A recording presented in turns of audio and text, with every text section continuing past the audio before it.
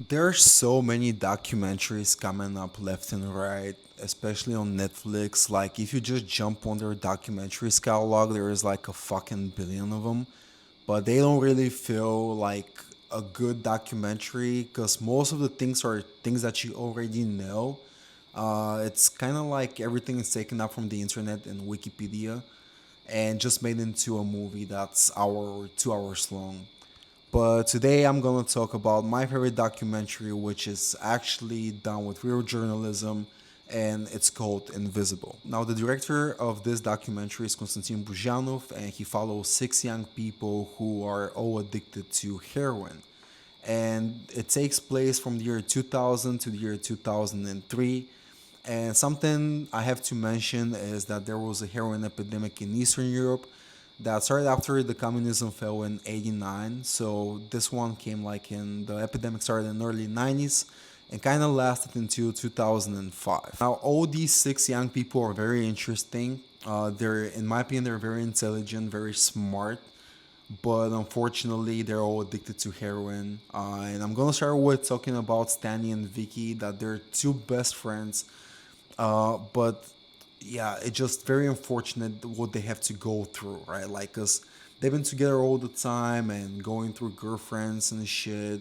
But there is at one point something happens to Vicky that's very bad.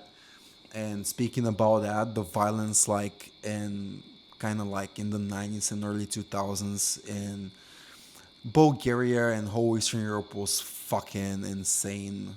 People were so pissed off. There was no money. People were like barely making both ends meet. And that aggression kind of also fell on Vicky. Maybe it was just some hooligans, maybe it was some gangsters, I don't know. But just you watch and you'll see what I'm talking about. Now, another very interesting character is going to be Remy, who is very poetic. He's really well spoken. And the last scene with him, it's so fucking nuts.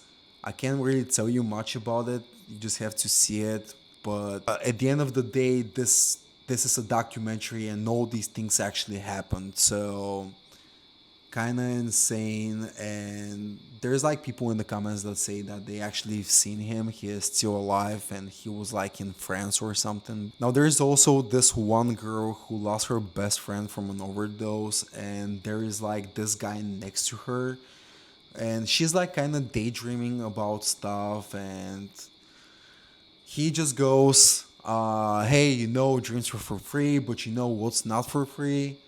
Fucking heroin. So after you're done with this, just pretty much just go and start begging people for money so you can buy more. It's so fucking crazy. There is also this one guy who kind of yaps a lot, like a lot. They even make a montage of like just beating the fucking video of him because he just sucks so much.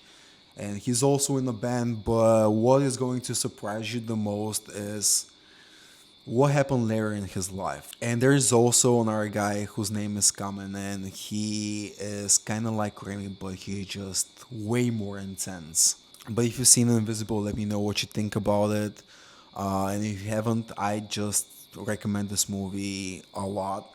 But yeah, that's pretty much it, and I'll see you on the next one.